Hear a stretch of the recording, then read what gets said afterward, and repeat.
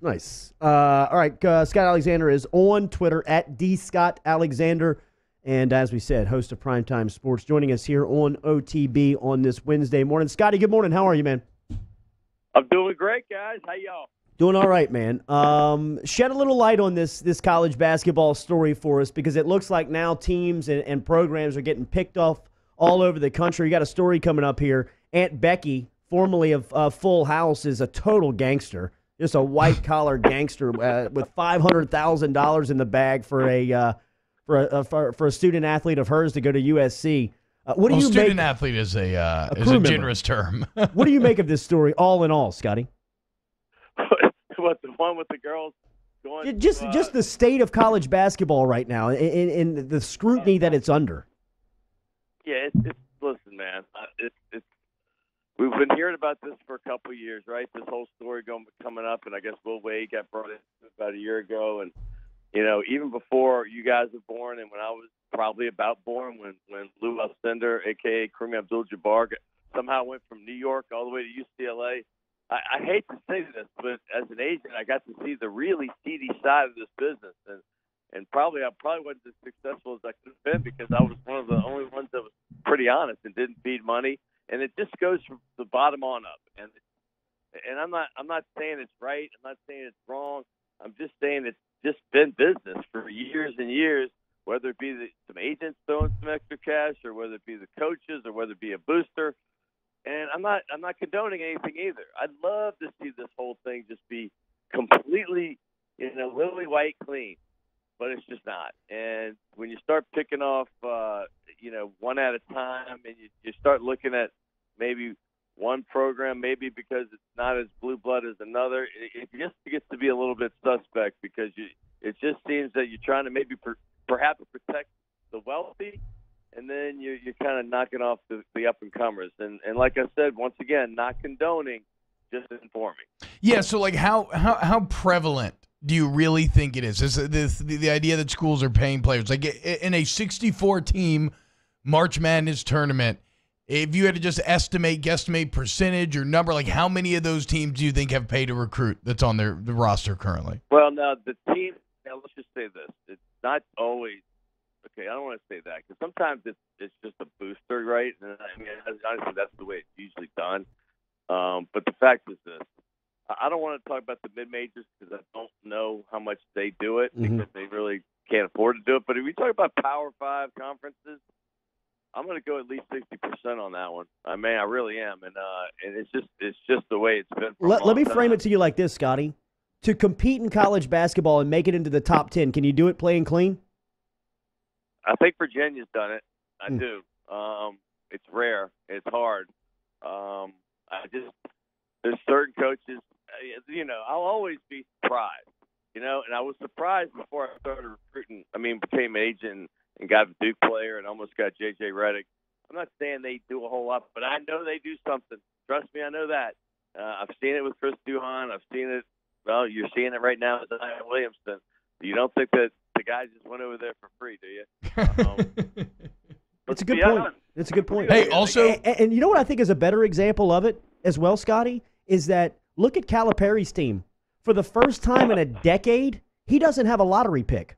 He may not have a first rounder. He knew what was going on in college basketball last summer and what was coming down the pipe.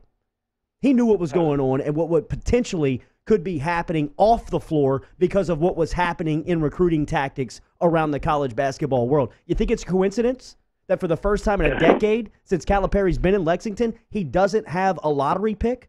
I mean, come on now. We got regular Perry Mason up there, man. You're right. I got theories for days, Scotty. We could stay here until 4 o'clock if you wanted to. I got to tell you, about 15 years, well, whenever Calipari took the job at Memphis, okay, I'll never forget this. You know how they always have these summer AAU tournaments, and I was still in TV at the time, about to become an agent. I was filming it for my TV show, it wasn't Primetime Sports. It was just another TV show at Atlantic, Countdown 9-Day Hoops. But I was at a table with Calipari, who had just gotten the Memphis job. He was coming off of, his reputation was stained from stuff before that, and obviously UMass, et cetera. He had been to Philadelphia. But Bob Huggins Nice. Andy Kennedy was an assistant for Bob Huggins back in the day. And the only reason I'm at this table is because I was really good friends with Brett Barup, who was a former player at Kentucky back in the 80s. He was actually on the first McDonald's All-American team, Michael Jordan's year. But he's just a good guy. He had become a financial advisor, and that was a really unregulated business back then. And he was getting all the best guys. So he brought me to this table, and everybody's just drinking. All of a sudden, it's like where the coaches hang out at the hotel lobby bar. And I remember seeing John Brady walk in with Butch Pierre and Donnie Kendall. This is back in that era, like 2000, whatever. And he's looking at that table saying, "Man, look at this group of felons." They all shut up, Danny Brady. They all yelled, "Shut up, Danny Brady! We know what you're up to." And no, not joking about that part, but they did say that as a joke. But the fact is that I heard some stories at this game that would just blow your mind. I mean, a week ago last night, I was in Gainesville with the team, and we went out to dinner with Andy Kennedy, Monty Towell, who was the lead assistant on the Florida staff in the 80s, and John Brady. Kennedy started telling stories about that Cincinnati staff with Huggins. You know who the top assistant was on that team sitting next to Kennedy was? Frank Martin. Oh, wow. How about those three guys? Oh, wow. I mean, the stories that they had. Well, and also the little guy, the little redhead coach who is he coaching Cincinnati now? Who is he? He was like the third assistant. Yeah, that's right.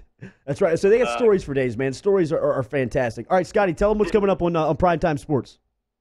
Well, man, this week it's interesting because I was about to jump on the Will Wade thing, and I was like, man, the only thing I did with Will Wade is I had Javante Smart's high school coach on because he is a true legend. You know him up there. Absolutely. Carlos Sample. Yeah. 6 out of 8 championships, and I went with 10 straight state final appearances. How crazy is that? And also went with the other guy in New Orleans who's doing just as incredibly, and that's Mike McGuire at Country Day. They built this.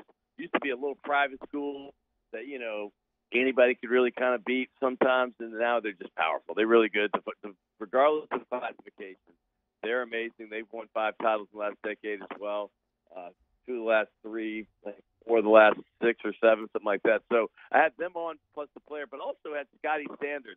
And do you remember him, the pitcher from Thibodeau who played at Nicholls State? He played for 5 Major League teams, pitched, and obviously his son Cam pitched for the Tigers last year. But he was in the World Series with the Padres. He actually pitched Game 1. He started Game 1 of a playoff series in '96 against the Cardinals. But Scott Sanders pitched for 5 Major League teams. It's a great story. Talked about his career, his playoff pitching career, and season starting. I thought that was going to be pretty cool.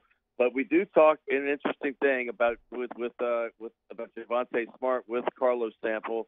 Kind of gave you a little insight. We've already had the original airing today at noon. It's going to air on CST and also Saturday at 11 a.m. and Sunday at 6 p.m. all on Channel 37 up there in BR. Good to hear from you, Scotty. Thanks for the info this morning, man.